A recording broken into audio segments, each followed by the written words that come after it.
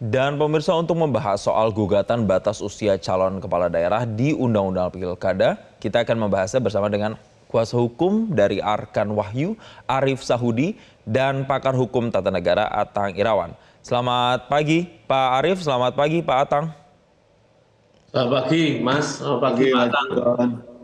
Baik, terima kasih telah bergabung bersama kami di Selamat Pagi Indonesia. Mungkin saya pertama mau ke Pak Arif terlebih dahulu. Pak, klien Anda ini mengajukan gugatan ke Mahkamah Konstitusi. Apa yang kemudian menjadi alasan klien Anda menggugat ke MK?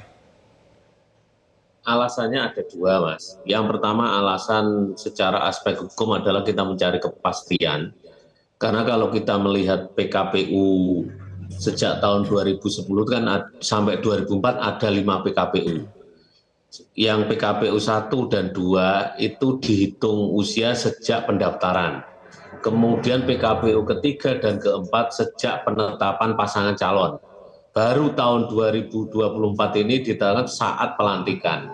Nah, dengan adanya 5 PKPU yang merupakan tafsir atau tindak lanjut dari Undang-Undang Pilkada ini, maka kita ingin ada kepastian. Sebenarnya yang tepat itu di mana? Dan yang berhak menafsirkan undang-undang itu adalah Mahkamah Konstitusi. Oleh karena itulah kita mengajukan ke Mahkamah Konstitusi. Poin apa sebenarnya yang ingin ditekankan atau yang ingin diubah dan kemudian masuk dalam gugatan klien Anda? Jadi kemarin itu kita mengajukan 2 permohonan, Mas. Yang pertama yang diajukan oleh Mas Sigit, itu kita ingin dimaknai bahwa penentuan sejak kapan adalah sejak pendaftaran. Kemudian yang Mas Arkan itu adalah sejak penetapan pasangan calon. Jadi ada 2 permohonan yang kita ajukan bersamaan kemarin. Baik, sekarang saya mau ke Pak Atang kalau begitu. Pak Atang, artinya ketika kemarin sudah diputuskan oleh MA terkait dengan PKPU-nya dan saat ini ada gugatan lagi masuk ke MK. Dan yang digugat adalah undang-undang pilkadanya. Berarti kalau nanti diputuskan oleh MK, ini KPU harus menjalankan yang mana? Ya, kalau kita lihat formulasinya dulu putusan MK ya. Dan KPU saya kira Ketua KPU sudah berkomitmen akan menjalankan putusan dalam skema judicial review termasuk ke dalam putusan di Mahkamah Konstitusi nanti kan. Memang tadi juga dijelaskan bahwa dalam konteks syarat usia ini KPU sudah mengatur dalam 3 perspektif ya. Dan kalau kita lihat secara historis tadi juga sudah dijelaskan oleh Mas Arif.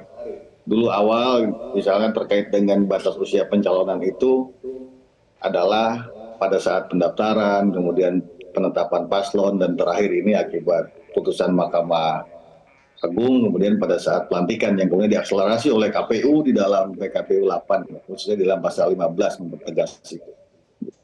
Hanya memang yang menjadi catatan strategis adalah ketika sidang pendahuluan kemarin, MK mempertegas bahwa para pemohon untuk memperbaiki legal standing ya.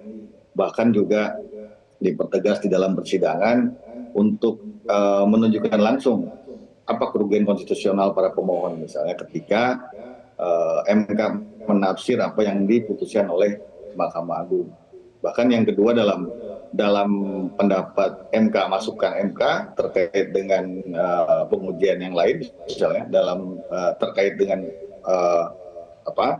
batas usia, MK juga meminta ada nggak perbandingan di negara lain terkait misalnya perbedaan antara batas usia pasangan calon dan wakil yang akan beri. Itu mungkin Mas. Baik, tapi begini Pak Atang, sekarang kan kita melihat prosesnya sudah berjalan.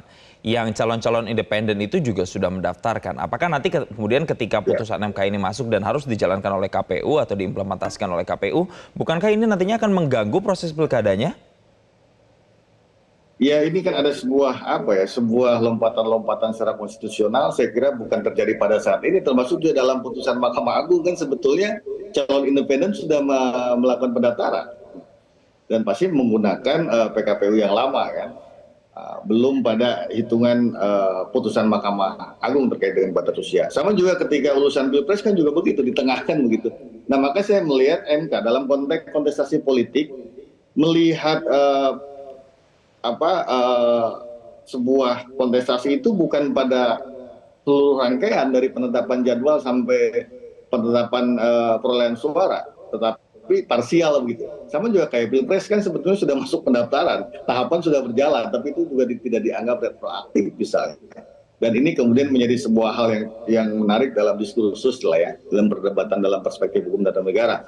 Dan yang kedua juga MK ini sekarang juga tidak melihat open legal policy. Gitu. Meskipun dalam beberapa putusan MK menggarisbawahi open legal policy bisa ditabrak kalau misalnya terjadi pelanggaran terhadap hak konstitusional masyarakat ya, terkait dengan diskriminasi, terkait dengan intoleran dan sebagainya. Nah ini yang saya kira menjadi catatan perkembangan dalam putusan Mahkamah Konstitusi gitu Mas. Baik, sekarang saya mau kembali lagi ke Pak Arief. Pak Arief, saya mau mencoba mengutip pernyataan Anda. Selain mengajukan tadi ada 2 poin begitu yang diajukan di gugatan ke MK-nya, tapi Anda juga mengatakan Mas Arkan atau klien Anda ini menginginkan untuk Kaesang maju di Pilkada Solo saja, tidak ujuk-ujuk kemudian jadi gubernur DKI atau Jateng. Jadi memang tujuan menggugat ini untuk menjegal Kaesang di DKI atau seperti apa? Ya tadi sudah saya sampaikan ada tujuan dari satu adalah aspek hukum kepastian, yang kedua adalah aspek sebagai warga kota Solo. Mas Arkan itu kan tinggalnya di Solo, berKTP Solo, dan bahkan lahir juga di kota Solo. Nah, dia ingin karena Solo di bawah kepemimpinan Mas Gibran itu meloncat, bahkan juga ekonominya jalan bagus, ini harus diteruskan orang yang punya, kalau sekarang dagangannya pusat. Kan wakilnya juga Mas Gibran Wapres. Itu harapan kita ini terus akan berkembang dan Solo tidak akan redup dengan ditinggal oleh Mas Gibran. Yang kedua, fakta secara politik, PSI itu di bawah kepemimpinan Mas Kaesang dapat kursi 5, padahal dulu adalah hanya 1. Artinya apa? Secara pragmatis kita bisa melihat partainya Mas Gibran ini meloncat hampir 400%. Ya, ini kan tanda-tanda bahwa dia diterima. Di kabupaten lain belum tentu, bahkan di Sukoharjo juga tidak dapat kursi, tapi di Solo dapat. Dari 1 menjadi 5. Itu masalahnya secara politik yang diharapkan oleh Mas Arkan. Oke, nanti saya akan lebih tanya lagi, lebih dalam lagi. Pak Arief, artinya ini memang sebenarnya tujuannya ingin mensukseskan, kemudian menjaga kesuksesan dari kepemimpinan yang sudah ada sebelumnya, atau memang ingin menurunkan saja kepemimpinan dari kakak ke adiknya begitu. Nanti kita akan bahas usai jeda berikut ini, pemirsa tetaplah bersama kami di Selamat Pagi Indonesia. Jelajahi cara baru mendapatkan informasi. Download Metro TV Extend sekarang.